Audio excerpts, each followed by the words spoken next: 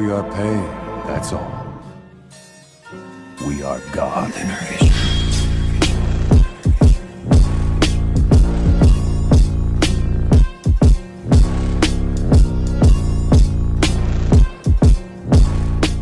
Hey guys! We have a new series. This is What If Naruto Was an Elden Ring? I've found and fought my fair share of gods before.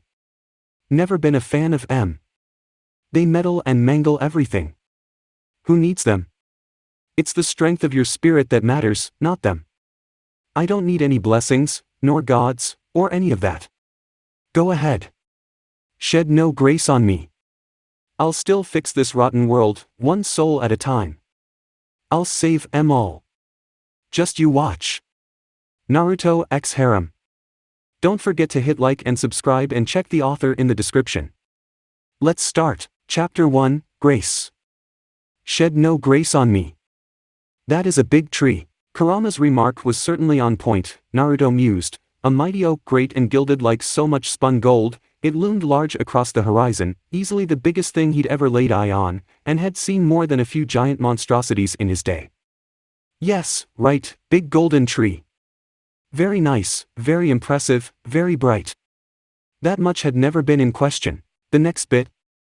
Not so. Blue eyes swept left. Blue eyes swept right. He didn't see a single soul in sight.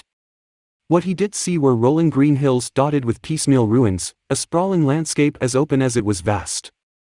This was in every way a foreign land to him, a place he'd never been before. Seeing was, as they say, believing, and he didn't believe for a single solitary second that he was anywhere near home.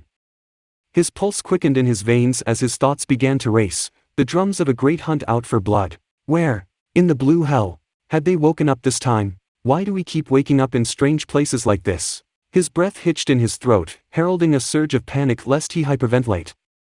He bit down on it and stomped it into bloody oblivion. Stop! Don't panic. Arms?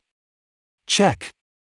He glanced over at his right limb, thankful to find it still in one piece. The bandages were still holding at least, even if the fingers were a little stiff. Legs? He glanced down and heaved a sigh. All right. Not hurt or crippled in any way. Great, which brought him back to the matter at hand. Here. Where? How? Did I eat some tainted ramen or something? Stop panicking. A low sigh pervaded the back of his mind. You're giving me a headache. Easy for him to say. Everything had been fine. His last memory was of his head hitting the pillow. He'd been safe and warm in his bed, sleeping off that mission. He barely even remembered the details. Something about a scroll and a ring or something. You mean the ring on your finger? Blue eyes snapped to his left hand. On his fourth finger. All the color drained out of his face. It was a simple thing, a little golden band writ with symbols, runes, he didn't much understand. He tried to tug it free, only for it to cling tight to his finger. Much to his chagrin, the damn thing actually seemed to constrict around his flesh, biting down painfully. What the hell? Why won't it come off? Congratulations. He could hear the smile in his partner's voice. Looks like you got hitched when you weren't looking. To who? He bleated back. Another tug, another failure. Oi! Guys! Raising his voice, he called out to the wilds. You got me, all right? Yet can come out now. Get this thing off me. Silence reigned supreme. This ain't funny. Damn, look around. Kurama prodded him when he began to flounder. Maybe there's something we can use to get our bearings. There. In the distance. Movement. A giant knight clad in golden armor, astride an equally large horse. Who was it? A man? A woman? Distance and armor made it impossible to discern their identity. Ha! Something was better than nothing. For lack of any other option, he started down the hill towards them. No need to use the cloak here. The rider cantered back and forth almost lazily, utterly unaware of his presence. Still he came closer. Only a stone's throw away now. Hey! He shouted, waving a hand. Any chance you know where I are?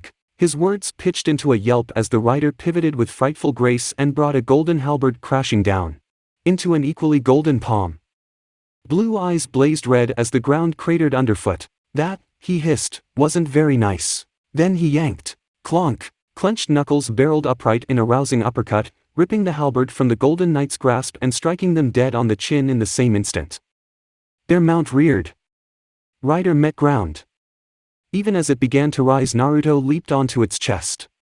A sandal-clad foot stomped down, eliciting a low groan from his would-be killer as it drove them back into the dirt. Wrestling their shield down, he shoved a kunai up under the warrior's chin, point tickling the pale expanse of an exposed throat. Let's just calm down and reset our tempers, eh? He hummed softly. I'm not your enemy. Don't make me use this. The knight went still beneath him. At length it made a tiny, awkward noise. Now, I'm going to let you go. Promise not to attack me. Another faint sound, almost like a sigh.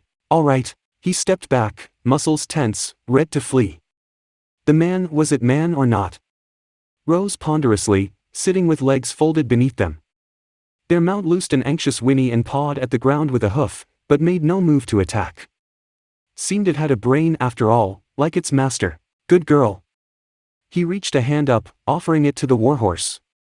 I'm not gonna hurt ya. A low snort told him just what the steed thought of that. Still, it nosed his hand. Its emotions were easy enough to read. A simple lowering of his hands and loosening of his stance was all it took to calm the beast. Great. Now, he turned his attention back to the fallen knight. Can you point me toward the nearest village?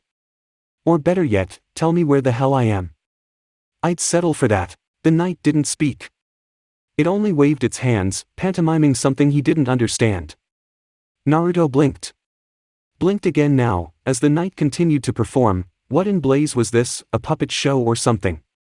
Couldn't make heads or tails of it. Can't you talk? He couldn't see the face behind that helm, but he could feel the disdain within their gaze. The knight shook their head. Slowly. Ouch. Naruto winced despite himself. My bad. You can only grunt, huh? HRNGH. As he looked on, the knight made another gesture. Slowly. More deliberately now, it pointed toward the giant tree, then to him, now toward a castle in the distance. That, at least, he understood. Maybe he'd find someone actually capable of speech that way. Still, don't you dare. We have enough on our plate. We don't need a tag along. Oh, a whim, he offered them a hand and helped them to their feet. Wanna be friends? Rather than offer anything in the way of an answer, the warrior turned away and began to retrieve its fallen weapons. Oi! Here at last, the great sentinel paused, hefting their halberd and shield. Naruto tensed anew, ready to flee at the first sign of trouble. He didn't relish the idea of killing anyone, but he wasn't about to stand there and be killed himself. He stood his ground as it stalked back toward him. Only then did he realize how damnably tall it was. It stood tall, looming head and shoulders over him, brimming with unknowable intent. Wow! He looked up.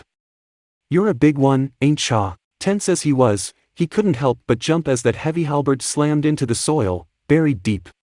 The shield joined it a moment later, crashing down with such force that he felt his teeth rattle. And he wasn't even the intended target. What are you doing? Bereft of its weapons, the knight paid him no heed whatsoever, instead removed its gauntlets, exposing pale hands. As he looked on aghast, the golden knight knelt before him and bowed its head low.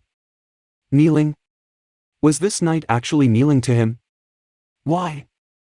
Slowly, almost ponderously, it reached up to its helm and began to undo the straps there.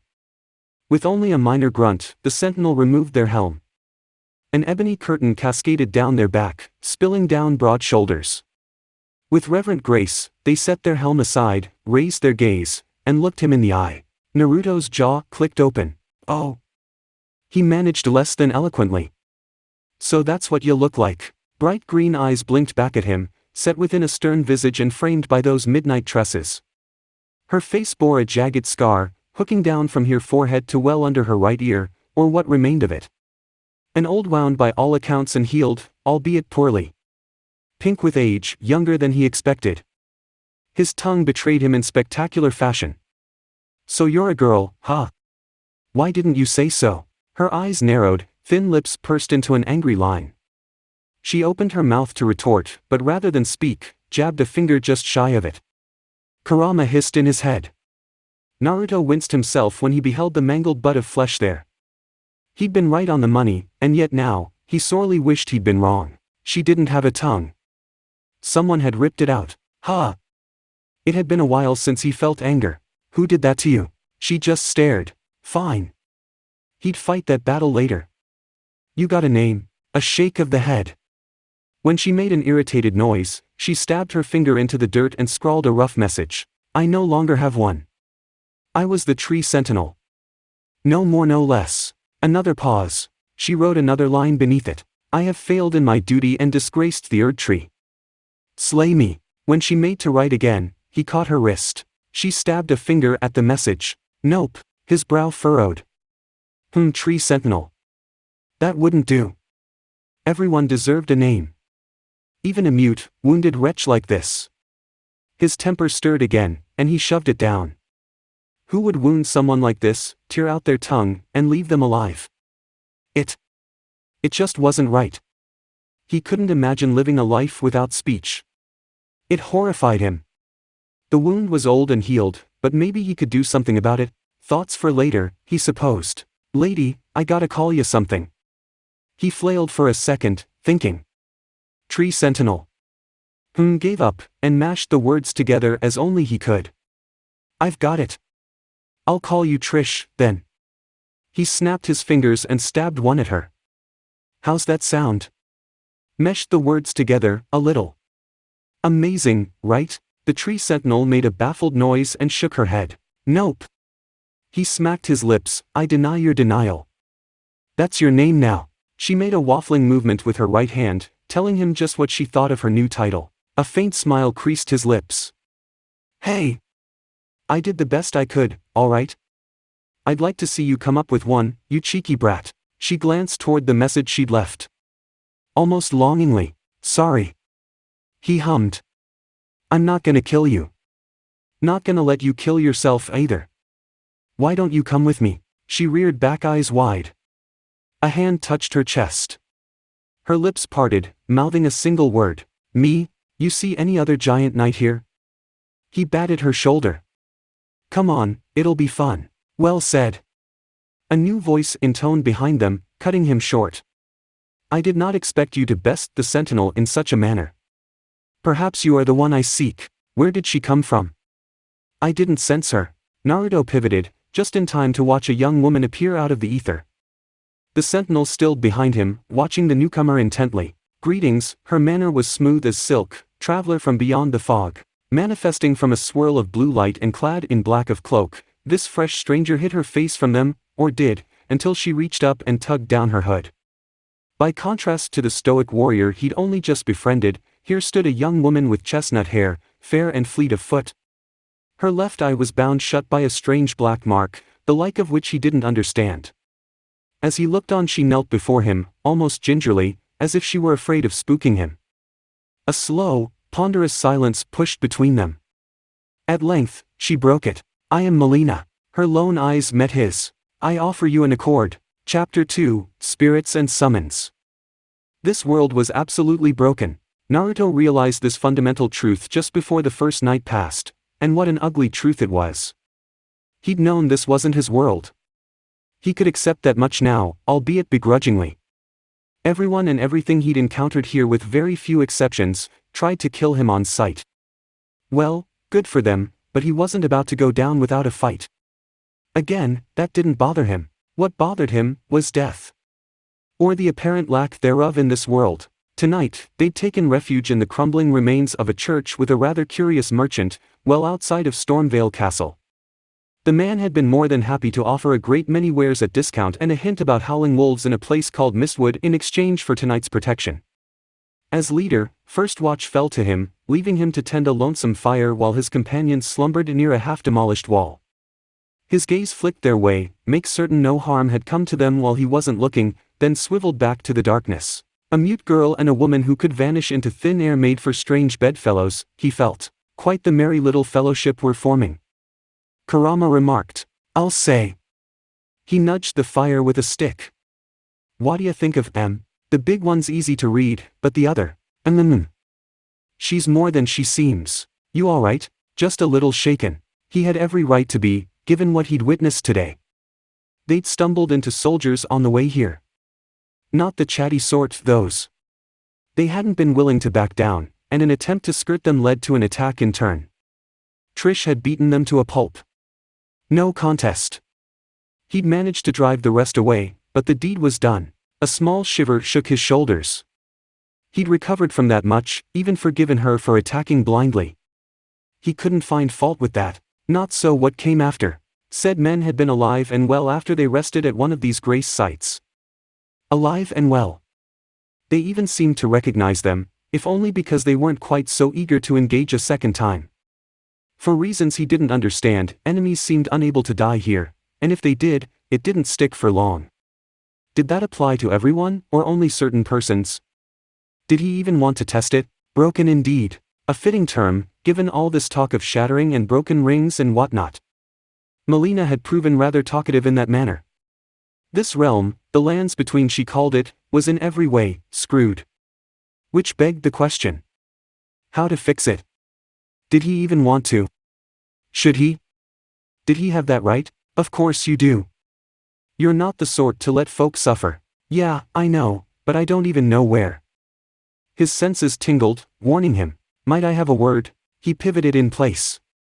A woman in white robes awaited him, perched upon a rocky outcrop. 4 hands folded in her lap. Blue hands. He tilted his head, trying to get a look beneath the wide-brimmed hat she wore, and succeeded at the last. A lone eye regarded him from a cherubic face, pale as can be. A pleasure to meet thee, Tarnished. Her voice was low, husky even. I am the witch, Rena. He knew a lie when he sensed one. That's not your real name, is it? She didn't answer. Ah, come on. He winced a little, sensing her anger. I wasn't trying to make you angry. You're cold, right? There's plenty of space here at the fire. She didn't budge. A blonde brow rose. Really? Her brow furrowed. I do not require warmth. Be that way, would she? Fine. Then he'd come to her. I've heard tell of a warrior hurtling about these lands, making all manner of madness. Her lone eye drilled into him as he picked himself up and wandered her way. And upon looking into the matter, the talk, I surmise, is of the heat crept up the back of his neck. He scratched at it. That'd be me, yeah, as I thought. A thin smile was his reward.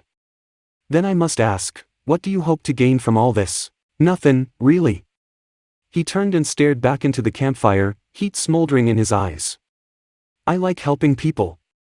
As she looked on, he threw a stick into it, sparking the dying embers to new heights. This place seems like it needs a lot of help. His spirit warmed to the words, even as he said them. So that's what I'm gonna do. He didn't really know where to start, but he'd be damned if he didn't try. Fool of a boy. Her lips pursed into a thin line. You cannot save everyone. He laughed at her. Actually dared to laugh, as he hadn't in a long time. See, that sounds like a challenge, and I've never backed down from one of those. I ask again, Runny pressed, what dost thou hope to gain? Naruto smiled. He had his answer at last. Happiness. He'd spoken with the witch last night. Melina knew it was no business of hers. Indeed, anyone else would have been well asleep. She'd only noticed by chance, and in noticing, her anxiety raced to new heights. It galled her. She was no true maiden, not really, but she had her purpose. Just as Runny likewise had hers. He need not consort with that one. And yet he had. They'd sat and talked for some time. Her Tarnished was a curious sort, it seemed. Such rankled, but she couldn't fault him for it. Perhaps he wasn't her Tarnished at all. He didn't act like one in the least. He had no destination in mind. Indeed, he wandered hither and yon without a care in the world. She'd already tried to nudge him in the direction of Stormvale Castle and the great rune within, but he seemed immune to her machinations. He'd laughed when she offered to turn his runes to strength, because you see, he didn't have any runes. Naruto had not slain a single soul. Not since he'd come to this land. Not a one. Even now she watched him lay out a soldier with a powerful punch to the head. He stooped to a knee, made certain the poor soul still lived, and kept walking. Baffling. Others parted for him, falling to fists and techniques she'd not seen the like of. None could touch him. None came close. And still, he remained in his base state. This man was a warrior, a fighter. He knew his way around the battlefield and fought with frightful speed. His techniques rent armor apart and his fist shattered weapons like so much kindling. Where he walked, enemies fell in trove. He could have torn his way through them in a tornado of blood, reaped their runes and left them to rot. Yet he didn't. Why? Why wouldn't he kill? He wasn't afraid to fight, but the injuries he inflicted were of a minor sort. Not so the tree sentinel, or Trish, as he called her. She'd seen her fight. That one was a whirlwind of woe to any who came near her or her mount. The wise fled at the sight of her, the foolhardy had their heads stove in by halberd and shield. But not her Tarnished. She deferred to him wordlessly, as was her wont. He must be a soft sort. The realization alarmed her, and not in a good way. Her Tarnished wanted to help others, to heal rather than hurt. Wait. Her Tarnished? She'd only known him for a few days. When had she come think of him as such? Moreover, who did he think he was, sparing his foes? Well, that settled it, then. Her Tarnished was bloody mad. Melina felt he must be insane, if only because it explained his recent spate of actions. He did not seek out Godric the Grafted as his kin had before him, no, nay, never. He seemed intent on ranging about the wilds in search of every nook and cranny. Every chest, every bit of material, anything he could get his hands on. When his tall companion balked at such, he simply pointed out that they'd need such things to survive. Melina felt he was just hoarding things. Would he be strong enough to face Godric, in all his grisly glory? She could but hope. Twisted though he may be, he was a demigod. He'd been the end of many a Tarnished before. Oi, do you have to do that? Naruto turned suddenly, looking right at her, right through her hidden spectral form. If you're gonna travel with us, you could at least help shoulder some of our burdens. Carry some stuff, you know. Melina bridled. It was a bluff. He couldn't be aware of her presence, nay, surely not. None could find her, or harm her, in her spectral form. Ignore him.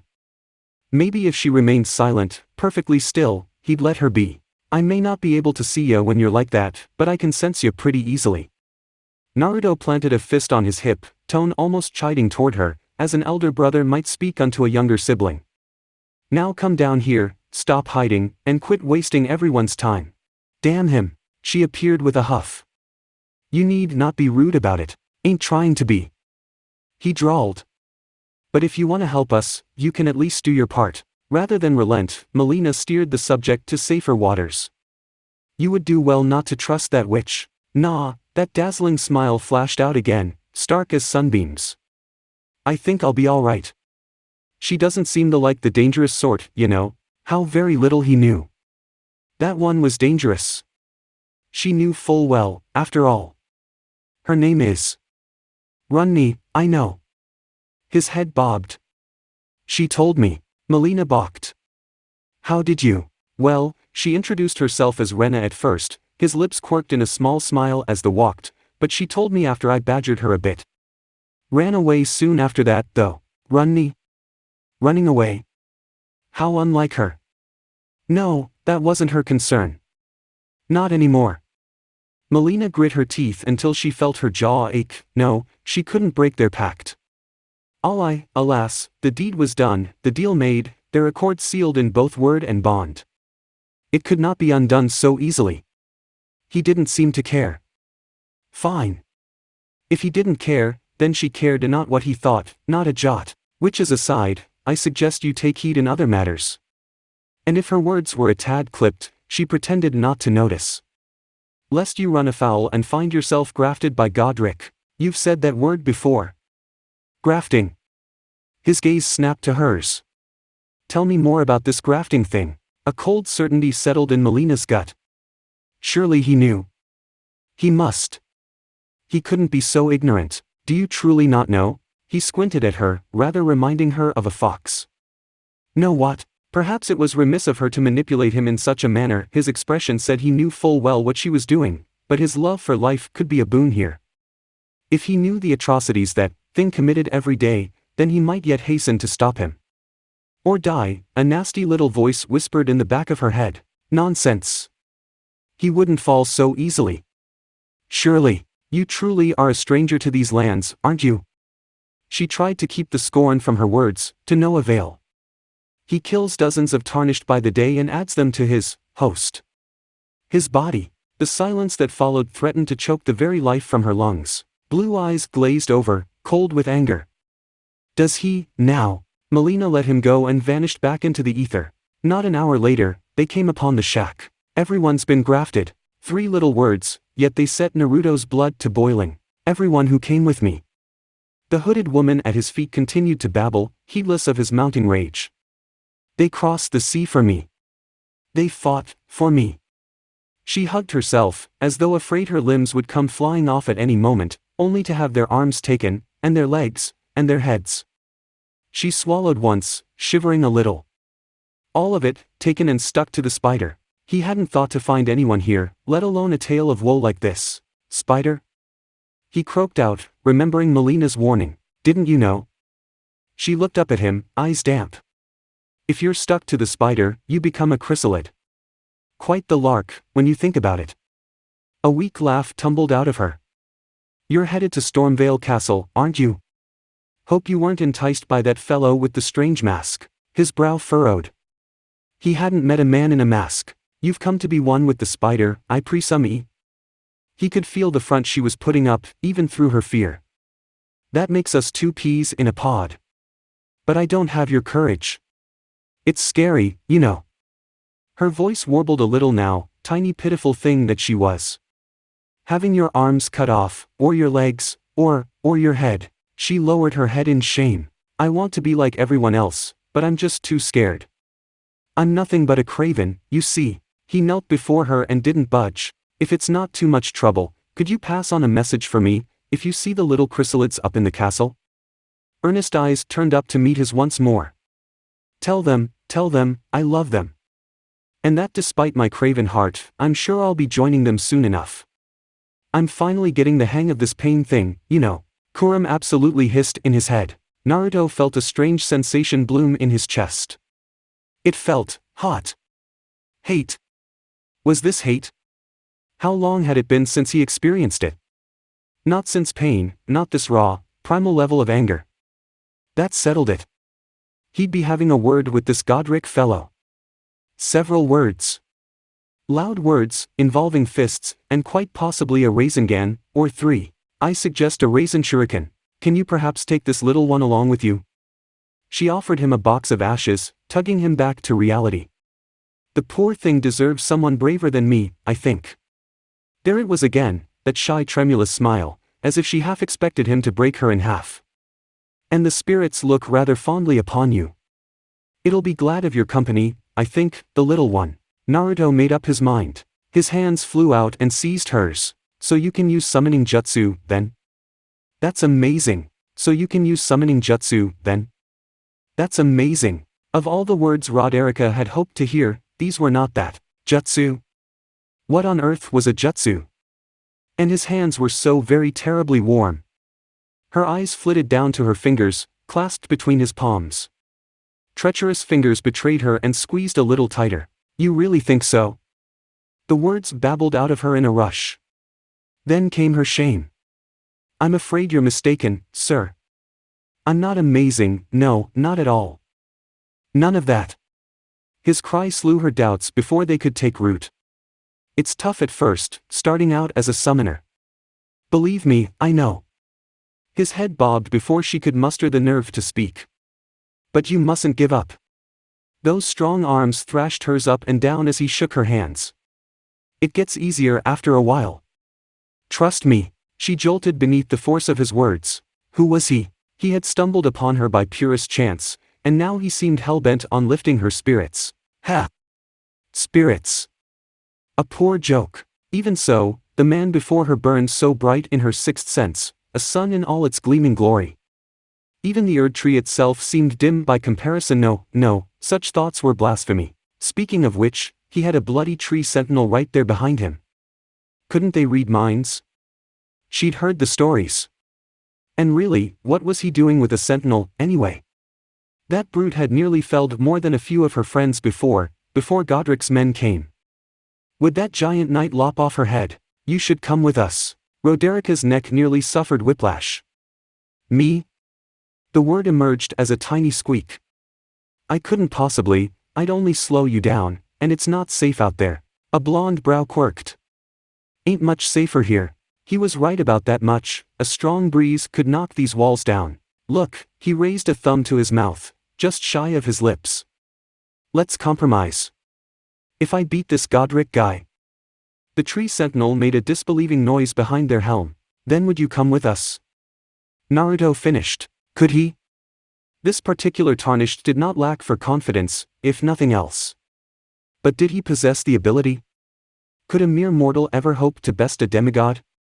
She'd never laid eye on Godric the Grafted, not herself, but she'd heard tell of him all the same. Legends had it he was terribly strong, even in his waning age. Powerful enough to still be Lord of Storm Vale, even after all this time. The roads would certainly be safer. Roderica shook her head a moment later, refusing to dwell on such. But you can't. He's much too powerful, even for someone like you. Great. His smile told her she'd fallen right into his trap. Till then, I'll leave you with a guard. Just in case. Before she could think to stop him, he bit down on his thumb. Blood sprayed forth. Roderica jerked back, hands flailing to protect her face. What are you doing? This. He grinned, took 3 long strides backward for safety, and slapped his hand against the ground. Summoning jutsu. Smoke sprayed forth as runic script burst forth from his palm. A dark shape emerged from within, looming large over the shack, larger now, largest still. Roderica looked up, squinting against the haze. What was that? An enemy dragon perhaps?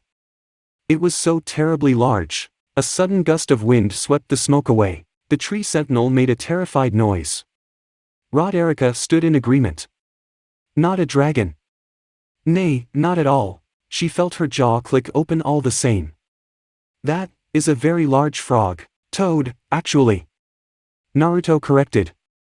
They're touchy about that. Why? Bloody blasted thing was bigger than a house. Yo, Naruto. The beast bade the blonde greeting, because, apparently it could speak. Oh gods, she felt faint. Long time no see. Hey, Gamikichi. Her fellow blonde waved up at the monstrosity. I need a favor. Would you mind? Roderica barely heard the enthusiastic exchange that followed between the unlikely two. She retreated inward, withdrawing to a tiny inlet of calm within her mind. Even then her world swam anew and she felt faint. Not only did he have a spirit inside him, but he could summon them. How paltry that made her seem.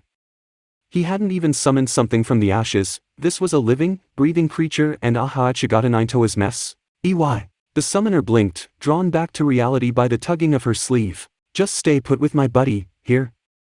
The blonde man offered her his hand. I promise he'll protect ya. I'll be right back. Bold, this one. Did he even realize what he was saying? Her fingers curled around his, ever so gently. Might I have your name, sir? Nephili knelt before the dead man and paid her respects. Be proud. She touched a hand to the chest of the sundered knight shivering at her feet. You were a fine warrior. Your only mistake was your choice of master. Her hand eased the dented visor shut, obscuring the bloody ruin of the man's face from sight alongside his last gappers. Rest, now. Let the winds lift you to a higher place. The warrior expired beneath her with a rasping gurgle.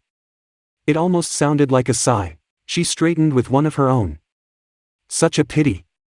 Though their lord was rotten and their bodies twisted within, these were fine fighters. It shamed her to slay such. But it was her duty. They could not be suffered to live, not as they mindless monsters they'd become in the wake of the shattering. Now for Godric. She would face him and slay him, or die in the offing. The door slammed open. Nephili jerked back, reaching for an axe, prepared for an attack. She had time enough to take in bright blue eyes, whiskered cheeks dimpled in a scowl, and sunny blonde hair. Then he was upon her, all but flinging himself into the room. You!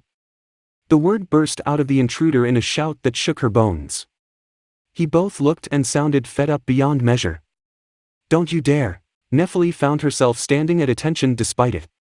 Me? You gonna attack us like everyone else? She shook her head slowly. Nay. Not on her best day. Not when he was covered in that much blood, none of it his own. Had he waded through the castle to get here? And who was that giant of a woman after him? She couldn't even fit through the doorway, such was her height. She had to physically crouch down just to look in after him. Closer inspection revealed golden armor, a familiar halberd and, oh shit. Nephili's blood ran cold. Tree Sentinel. What was a spirit-stamped sentinel doing her? Tarnished, are you? She took the initiative for what it was and made curt introductions. I am Nephili Lu, Tarnished, and warrior, here by decree of my father. She cast a glance to the knight at her feet. How utterly repellent this is. This grafting of Godric's ill befits a lord. He's tainted the very winds. He was just staring at her. Did he even hear what she was saying? If you intend to challenge Godric, I ask that you call upon me to fight by your side. She could only assume he was, with a look like that about him. The winds run cold with his deeds. And so did she at the thought of facing him alone. I'm certain father would permit me to aid you in the coming battle. Did I hear right, just now? The man stormed forward, claiming her attention once more. You after Godric? Her brain fizzled under his direct gaze. Yes. Blue eyes sparked with wild fury. That sounds grand. Chapter 3, Bear Witness. So we're all in agreement? Godric needs to pay. With his life. That is my only demand. On that much we agree. Great. Naruto clapped his hands and leaned back against the ruined corridor wall, regarding the trio before with a merry smile.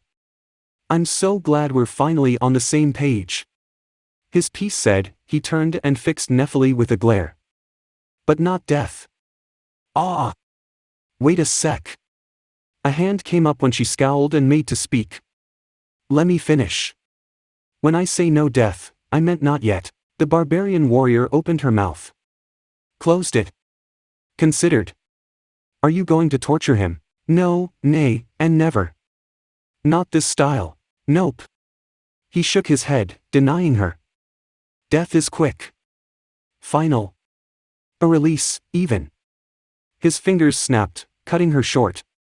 Just like that. Your life's snuffed out and you're gone. I've seen death. You kill Gordic and he'll be away, off to the afterlife, or whatever passes for that in this world.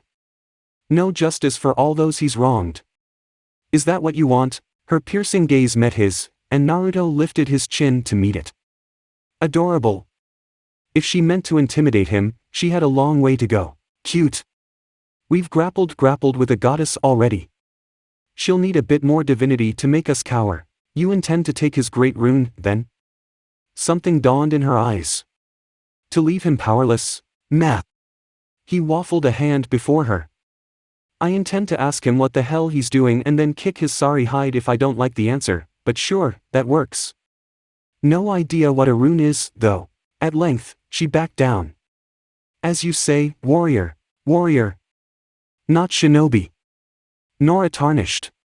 Either. Heat flared in his face. He wasn't sure why. Stop calling me that. He grumbled, looking away. He's not getting away from his massacres that easily. Trish made a disbelieving noise and folded both arms before her armored bosom. Naruto rounded on her, feeling somewhat bemused. She donned her helmet anew, the silly girl, doubtless to try and hide her face from him once more. Clever but next to useless where he was involved. Even now he could sense her emotions roiling like a frothing cauldron. What? You don't think I can do it? The mute tree sentinel granted him a grave nod. Once, such a lack of confidence would have stung, rankled him in the worst of ways. Now? He simply smiled. Everyone always underestimated him. Some of his greatest foes had thought him little more than a harmless breeze, until this breeze kicked up an almighty hurricane and thrashed them within an inch of their lives. She'd been no different, and there would likely be many more in this wild warped world who though the same. Fine. Let them. He'd been doubted before, ages ago, considered the underdog, the worthless, the wretched.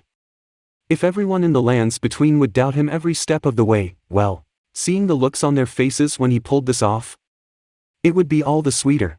I ain't gonna die. Cursing his lack of height, why did she have to be so damn tall? He stepped to her and patted her hip. Don't worry. I've got this. Trish pivoted away. This time, the sound she made sounded nothing short of petulant. A polite cough echoed behind him. Ahem. Now he came to the third and final member of his merry little band. So? He planted both hands in his pockets and squared up. Got something to say? Melina reared back a little, alarmed and not liking the look on his face. Tarnished, are you angry? Nope. Maybe his reply was a bit too quick, because her good eye narrowed upon him. I'm not. Whatever gave you that idea? She was watching him like a hawk. Not her fault, he supposed. If his face looked anything like what he felt right now, well, it might be more than a little terrifying. There was no need to be afraid, really.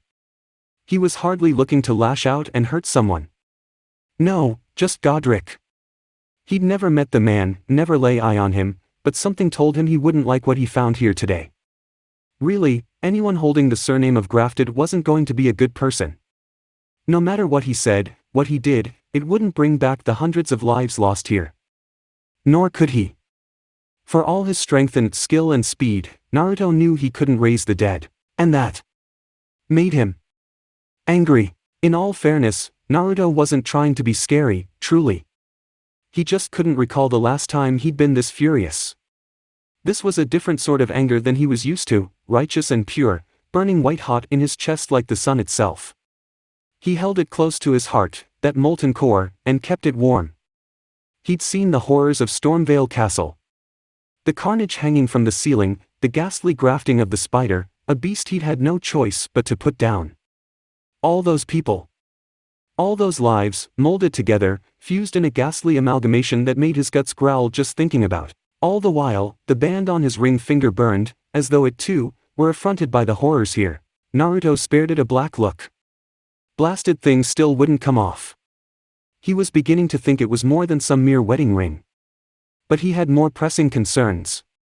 The chrysalid's memento was a heavy weight in the sealed pouch set against his thigh, an ugly reminder of Roderica's words. Everyone's been grafted. She might want to see what was left of her men. He would give her that much. His patted it, just to make sure it was there. Initially his optimism had nagged at his thoughts, arguing against him, wanting to believe there was a reason for such horror, but now? None could argue against this. He'd seen too much. The death. The festering piles of flesh, feasted upon by rabid dogs. No matter what some might say, there was no good reason to rip apart people and hang them from your ceiling. Those he hadn't beaten down or driven off had been slain by Trish and Nephili. Like that creepy Castellan. They might come back to life in time, made wiser for the experience. They might not. In truth, he no longer cared for this place. He just wanted to fix it and put the horror of Stormvale behind him. Anyone who delighted in this was wrong. If your lord would do such, your lord is evil. Godric had to go. No two ways about it. Others had tried to stop him before if Melina was to be believed. They'd failed. Still a little voice in him argued against what he was about to do. Everyone deserved a chance. No. Not this time. That was the anger talking. But he knew he couldn't just let him be. Not even Madara would have sunk this low, but Kaguya had. This reminded him eerily of her deeds with the White Zetsu, only a far, far more horrific scale. Few would have sunk this low, grafting other people together to make these abominations. There was no saving them. Any of them. He'd had to put them down. And the knights defending them. You will triumph, Tarnished. Melina's voice tugged him out of the fog. That is my belief. Naruto quirked a brow, half expecting a lie in her words. He found none. Ha! A crooked smile touched his lips. You actually do. She stood a little bit taller, not preening before his gaze, yet proud nevertheless. Her open eye regarded him intently, and not for the first time he found himself wondering just who she was. For all her claims at playing the part of a maiden, he couldn't help but feel she was more than that. There was a purpose in her, a power held back, leashed by her will alone. For all he knew, Melina might just be the most powerful person here. 'Tis a lord you're about to face. Her next words proved his suspicions. Do you require my aid in the coming battle? Kurama offered a low whistle. Well, aren't you easy to read? Not this time. He held up a hand to forestall another argument. Stand back and let us handle this. Her brow grew stormy. I am quite capable of defending myself. I don't doubt that. His voice cut in, a bit sharper than intended as he took her by the shoulders. But I don't want to see you stuck to that thing. The color drained to her face, her good eye seeking the fog door. I understand. I shall abstain, just this once. Naruto let her go, watching only absently as she retreated to her ethereal form. Only then did he exhale. Crisis averted. Tarnished could die over and over, that had been made quite clear to him, but he wasn't keen to throw his companions into the fire. Nephili was probably safe in that regard, but Trish and Melina might well be mortal for all he knew. Trish was probably going to fight whether he wanted her to or not, but she was tall, armored, armed, and had her spectral steed. Against someone known for fusing people to himself, well, he wanted to spare Melina that, if only for a time. Alright, then. That was settled. Now for the matter of their unseen watcher. He'd felt it for the last hour, an unseen presence gazing upon them from afar, stalking them, observing their efforts. It loomed close now, closer than ever before. Why hadn't it attacked? Was it waiting for them to face Godric, the better to stab them in the back? The thought soured his mood even further. Kurama's warning did little to help it. He's over there. I can sense him. Restraining a grimace, he craned his neck past one of the ramparts, over the fallen corpse of a troll, down the deserted corridor. Blue eyes narrowed. There. The mounting sense of peril loomed large only yards away. He took a stance, preparing himself for the attack he was sure would come. Any moment now. They were exposed here. A proper ambush would do lasting damage. It never came. Instead he saw, glimpsed, a faint shimmer of dying golden light shuffling around the corner in the opposite direction. As if something or someone were disappearing, returning from whence they came. A trick of the light perhaps? An overactive imagination? Unbidden, he found himself stepping forward, out of the corridor and into the night. Hey! He raised his voice. Stop stalking us and attack already. Nay. A low, throaty voice called out, an omen incarnate. I am not so craven as to strike when your back is turned. The air quivered before his words. For a moment, just a sliver of a second, he beheld someone else fading into the ether. Someone large indeed, larger than Trish, even. A horned head turned to regard him now, exposing weathered gray skin, a looming body bound in a ruined cloak. And yet for all that, he moved with deceptive grace. Leaning upon a worn gnarled staff, they pivoted, facing him fully. Come. The invader beckoned. I would speak with you, bugger. Nephili swore under her breath. Is that who I think it is? Naruto heard Trish absolutely hiss behind him. She tried to drag him back, toward the door. Naruto didn't budge. He stood his ground in turn, refusing to move. His senses took the horned man in an instant, struggling to untangle the complicated knot of emotions that bound up his being. Duty. Resolve.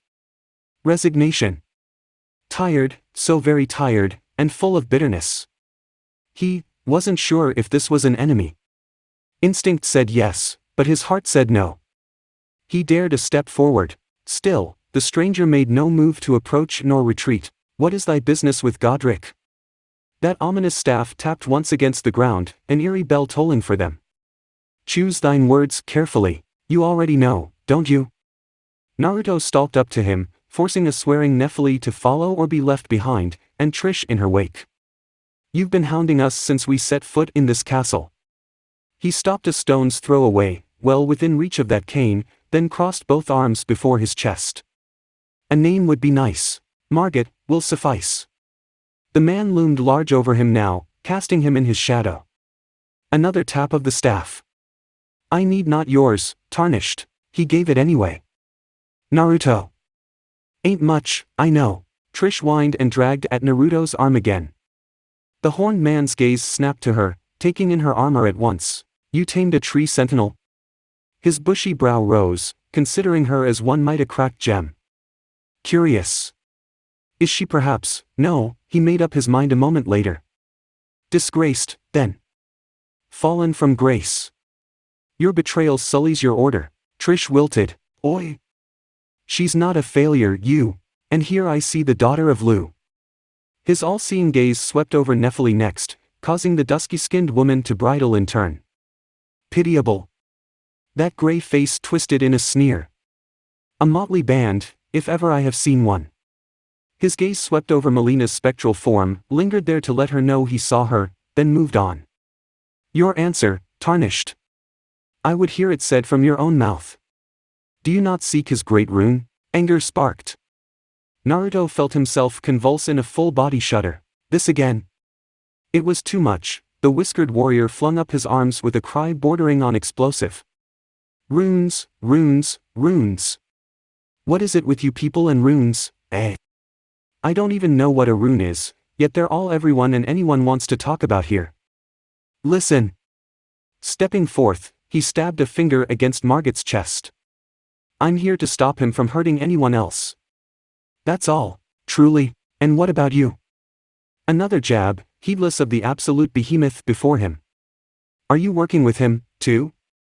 A third stab upwards now, seeking the heart beneath his bony ribs. Well? Answer me. What do you have to say for yourself? Ha! Margit did not gape. His jaw did not click open, and he certainly didn't balk like some flustered fool. He was too refined for that. But he did blink. 3 seconds passed. 3 full seconds in which no one moved, or even dared to breathe. Bitter laughter filled the air. Naruto jerked back, startled by it. Margit wasn't laughing at him. It sounded like he was laughing at himself. Not even a full-blown cackle, merely more than a chortle, those broad shoulders nevertheless shivered with caustic mirth. Leaning upon his cane, he bent his head low, rumbling deeply. Thou art a curious sort. One hand shifted behind his back. More's the pity, I suppose. That same hand blurred, slamming a massive spectral hammer down at Naruto's head with impossible speed. A single backstep defeated what would have been a death blow. It crashed down at his feet, sending Trish and Nephili flying, even as he stood firm. A sandal-clad foot stomped down on the golden edifice and shattered it in a shower of light, leaving the omen grasping naught but empty air. Tan fingers snaked out, snatching at his wrist, reeling him in with ease. Foreheads collided with an awful crunch. Blood spattered. Horns flew through the air. Well. Margit clutched at his face and stumbled away, sounding mildly impressed for the first time since he'd met the man. Thou art of passing skill. Warrior blood must truly run in thy veins, Tarnished. Are you done? Golden sage eyes blazed up at him, heedless of the blood sluicing down his own visage. Because you will be if you try something like that again. Margit flicked his cane forward. Less than an inch from Naruto's face the cane came, close enough to catch the cursed scent coming from within. He slapped it aside in a parry and lashed out in a critical hit. Clenched knuckles found a new home within Margit's gut, folding the larger man over him with a dull wheeze. He was still there, gasping for air, when those furled fingers opened to reveal a Rasengan. Margit tried to draw back. Too little. Too late. Wild blue light keened in the air, rising in a roar of defiance both born by jutsu and man alike. And then he was away. Naruto didn't see the moment the jutsu launched him, but he heard it all the same. It left the towering demigod sprawled on his back, one hand reaching out in vain.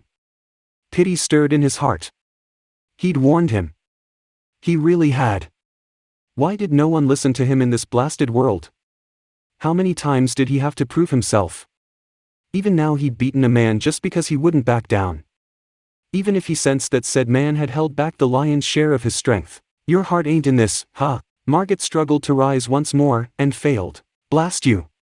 His duty done, the man slumped, his body began to dissolve into motes of golden light, though his voice yet remained. I shall remember thee, Tarnished, smoldering with a meager flame. Cower in fear of the night. The hands of the fell omen shall brook thee no quarter. And then they were gone, vanished once more. Wait! I ain't done with you. Naruto lunged after them, intending to pursue, but Trish held him back. He looked up to find her shaking her head. Leave the coward. Nephili hefted an axe, eyes burning. It's time. Godric awaits. She was right. Enough stalling. Time to face the music. Naruto cracked his knuckles. Showtime. Morgott was no fool. One did not live to be the last of kings by being foolish after all. Even far from the capital he saw much of what transpired in the lands between, just as he'd seen the look in this one, the gleam in his eye, the steel in his soul. And so he'd chosen to investigate. Under the guise of Margit, he'd sent a projection of himself to test this Tarnished, only to learn that this was no mere Tarnished. He'd felt it during their clash. This was something else. More. Still, he'd had to be sure. He'd learned much during their encounter. And yet more questions remained. What was that thing bound to his finger? That ring on his hand was undoubtedly a rune. He recognized the sense of one, although he knew not whose. One of hers perhaps. Marika might craft such. Or perhaps another. It might even be hers. What the devil was she thinking? Could this one be? No. The thorns of the Erd tree would brook no passage. Even for this one. Nothing had changed. Nothing would change. To believe otherwise, to hope, was foolish. He sensed him even now, he was aware of him, a coiled spring, ready to leap if he appeared again. 'Twould be a simple matter to unleash his true strength and strike him down, surely. But why should he exert himself overmuch now? For that fop. The death of Godric would trouble him not, indeed, the realm would be better off without that madman. Next time. He'd try harder next time. On a whim, Morgott made his decision. Just this once. Just this once, he let them by. There would be no second time. Miracles only occurred once. Naruto was going to die. Trish knew it, no two ways about it. If she let him fight alone like that again, he would undoubtedly lose his life. Because this was a bad place. She'd lost her tongue in a castle not unlike this own. Hadn't she? The memory was foggy. She could not slay herself, for honor prevented it. But still she did not wish to see this twig of a boy throw his life away. If it came to that, she would take the blow for him. It was the least she could do. He, who had bested Morgott masquerading as weak Margit, might just be the one to sit the throne. If only he could get past Godric. To that end, she would gladly sacrifice all. Naruto was kind to her even with her maimed face, her silent voice, and ghastly disfigurements. He had stood for her even when the fell omen disparaged all her failures. She had pledged herself to him. But would that oath end in death? Time would tell. Weak, they called him. Useless. Runt of the litter. Godric the coward, Godric the grafted. Oh, how those words burned, how they rankled and seethed and stung. His very spirit shrieked. It wasn't fair, none of it, not at all, not one bit of it. This rotten world had conspired against him from the moment of his birth even before the shattering, born sickly, weaker than all those who shared his blood, forced to hide, grovel, scrape and scrounge just to survive, all while his kindred looked down on him.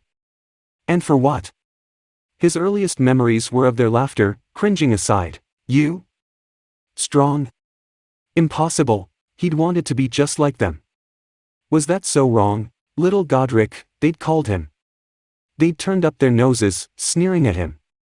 Only a few had shown him even the tiniest scraps of kindness, the merest morsels thrown to him as one might feed a dog scraps from their table. Those few were gone now. Mild Miquella, gentle Godwin and rebellious Runni. Dear, dear Godwin and Runni. Felled by the night of black knives. Miquella gone, vanished to parts unknown. And still the laughter continued, the mocking, the jeering. Fools and fops, the lot of them, unable to understand his greatness. No one understood. Malnia had made that clear, among other things, when she'd brought him low that fateful day.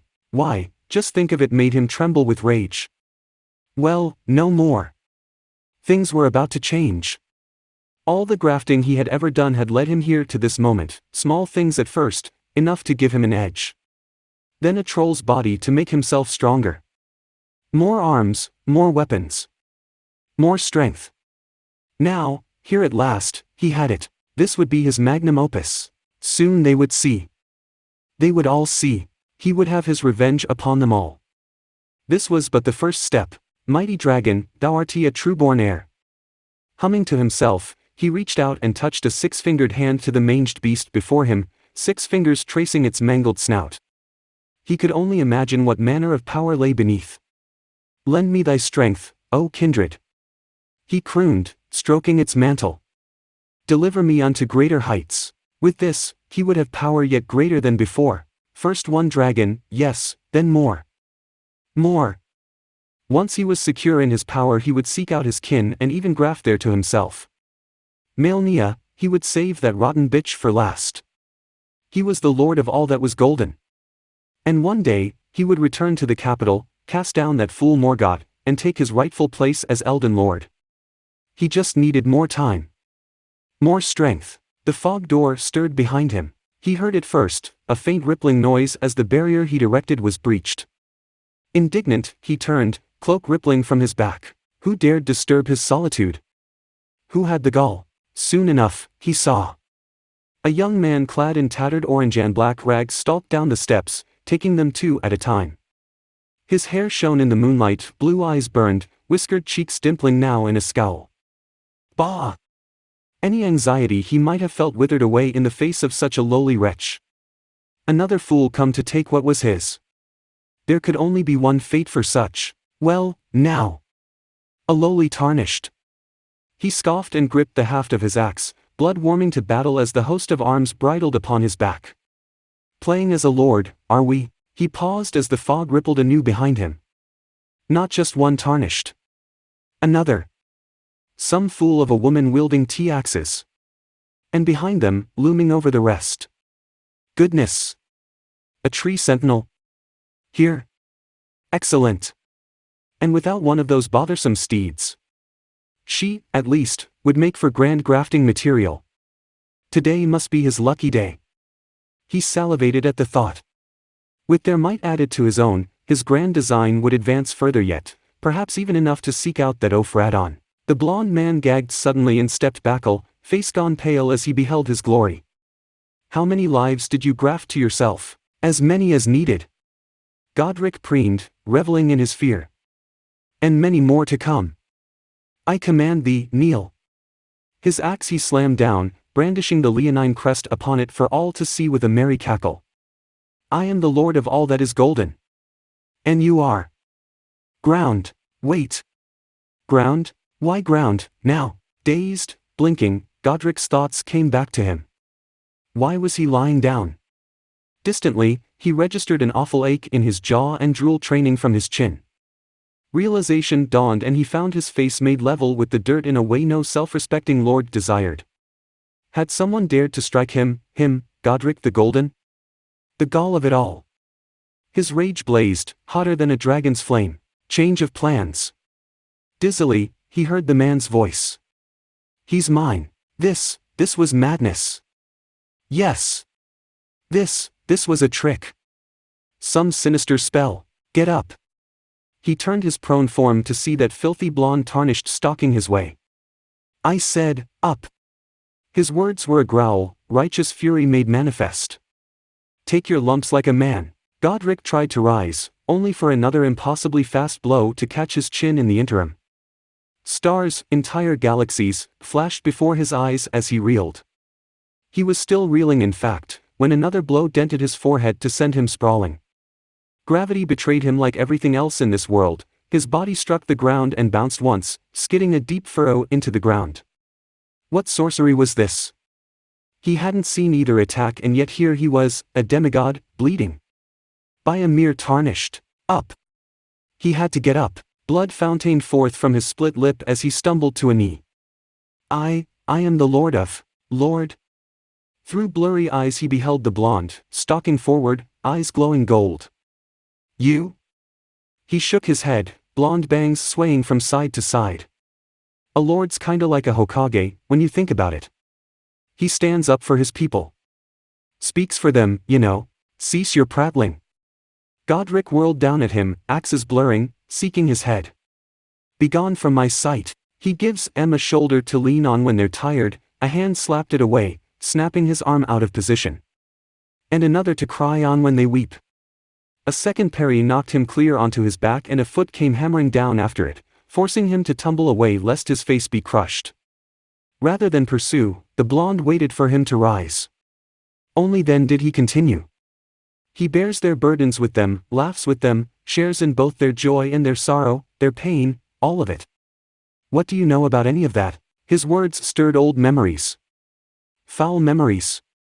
It is the duty of the weak to yield to the strong. He closed on him, wind wailing around him, the storm itself answering his call. His weapons closed on empty air. You're wrong. Aghast, and knowing full well what he would find, Godric nevertheless couldn't quell his instincts. He whirled up, alarmed to find the blonde perched atop his golden uplifted axe like some kind of fell carrion bird, glaring down at him. He doesn't hurt them. Those ice-blue orbs burned into him, judged him, found him wanting, and damned him all in the same instant. He does not take advantage of them. He certainly doesn't take and take and take until they have nothing left to give. His heel whipped out, cracking him across the jaw. Teeth whistled free. Godric greeted the ground again, caught himself, and tumbled to his feet. You missed your chance to take my head, fool. A miracle can only occur once. Frothing, he slashed out at him. You shan't catch me by surprise again. Then what do you call the second time? An open palm touched Godric's back. Something slammed into his spine. Wind keened. He pitched forward, bearing an awful hole in his torso. But his body remained strong. It would not fall to a wound such as this. He clambered upright, eyes stinging, teeth aching. Ears ringing, he crawled forward. The dragon's corpse. An awful idea dawned in his heart. If he could just get to it. If you, a so-called lord, would do such things, then that makes you evil. A hand closed around the back of his head, grabbing a fistful of scraggly gray hair, to hiss in his ear. I'll give you one chance. Tell me you had a good reason for this. He was begging with him, pleading almost. Tell me you didn't kill all these people to satisfy your own lust for power. A groan. Everything I have done, yes. The blonde leaned in.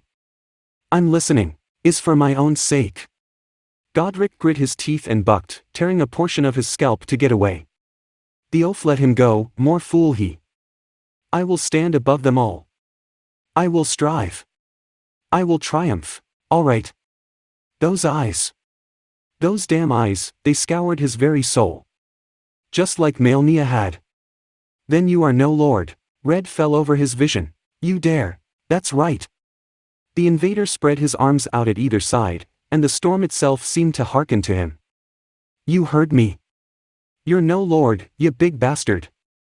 His voice boomed out with a thunderous cry, crackling alongside a bolt of lightning from on high. Look what you've done. All these people. All those lives. It ends here. Now. Today. Never. A faint click of the tongue was his only warning. The blonde slid through his legs and slashed upward with a knife, rending his thigh, and something else. Pain. Howling his rage, Godric brought an axe down, but his target was already away, skipping away in the face of his fury. One leap. No more. Then he was upon him. Godric learned another ugly truth, then. He couldn't hit him. Left and right his prey swayed, rooted to the same spot, evading his axes with ease, until the counterattack finally came. One punch weakened him. Another brought him to a knee. A third sprawled him out, forcing him to flail in a frenzy just to buy breathing room. This could not be. It must not be. A moment. He only needed a moment. Now, when the blonde braggart hopped away to avoid a slam. Godric was ready. In a fit, hacked down on his arm, severing it with a scream. The moment of horror it caused his adversary gave him all the time he needed and yet more. Cackling, he rounded on the dragon's corpse. Here. At last. His moment of crowning glory. Ah, truest of dragons. He slammed his mangled arm into the beast's throat, thrusting it deep. Lend me thy strength. The blonde squawked at him. The hell are you doing? Godric only laughed all the louder. Fool. He could have finished him then, while he was vulnerable. Instead he recoiled as he ripped the beast free and bound its severed head to his will. Such strength. Within moments it was his puppet to do with as he pleased. Now the boy would burn. All of them. Burn. Them, then the world. Forefathers, one and all. He thrust his new toy high, forcing it to belch napalm into the air. Bear witness. Movement flickered in his lower peripherals. A sneer twisted across his face. One of those wretched women, no doubt. Fearing for their friend, they struck at his flank while he was occupied. He barely felt the bite of an axe as it sank deep into his thigh. Her end was nigh. Godric rounded on her and brought his impromptu flamethrower to bear. For a singular, wonderful moment, he watched fear dawn in the eyes of Nephili Lu. Unfit to graft, this one. She would burn, but it was not to be. The blonde one barged in from the right and shouldered her aside at the last instant. He saved her, at the cost of himself, vanishing into the roaring inferno, swallowed without a sound. Godric crowed in triumph. At last! Victory! His emotions led to his death. A throaty cackle fled from his lips in a rush of dark glee as he heard the fool's companions cry out. Burn! All of them would burn. First him, then those fool maidens, then everyone. This would be the birthplace of his dynasty. His reign began now. Enough! Naruto emerged through the fire and flames unharmed, burning brighter than the Erdtree itself. Clad in a cloak of black and gold did he stride forth, uncaring as the heat kissed his skin. Blue eyes gazed up at him, red as blood. Steam boiled from his shoulders before his unhurried advance, a stately, leisurely walk while the inferno roiled over him, a pace that brought him well abreast of his new weapon. Godric could have retreated. Could have pulled back. Tried a new tactic. Something. Anything. And yet the look in those eyes rooted him where he stood. He saw something in them. Something terribly, horribly familiar. An expression he'd never seen himself, yet heard tell of many a time in tales spoke hence. Here at last, the Lord's heart quailed in the face of that fearsome glare. They looked nothing alike. And yet, he saw him all the same. Great Godfrey! Without so much as a word, golden hands closed around the dragon's jaw, tearing it and the head, clean off at the base. Still grasping the dragon's severed visage, Naruto reared back with a snarl. So too did his impromptu flail, arcing over and up with savage intent. Godric had time enough to blink as its shadow fell over him. Oh! He managed. And then... pain. Naruto's arms blurred, and the dragon's head, heavy as it was, could not defy his momentum. It crashed down, slamming him into the floor. Dazed, Godric couldn't even think to rise. By the time he did, another slam hit, stunning him. Bones cracked. Followed by a fourth. The strength bled from his body. A fifth now. Miraculously, his mind kept track of them all, even as he was beaten to a pulp. 6. Now he could feel himself slipping, and still, the beating continued as his mind slipped further and further away. All the while, his foe howled at him. This, bam, is not, wham, acceptable. Thruck. The ninth blow did Godric in, his world spiraled down into darkness. That's it for part 1. Thank you for watching and see you in the next one.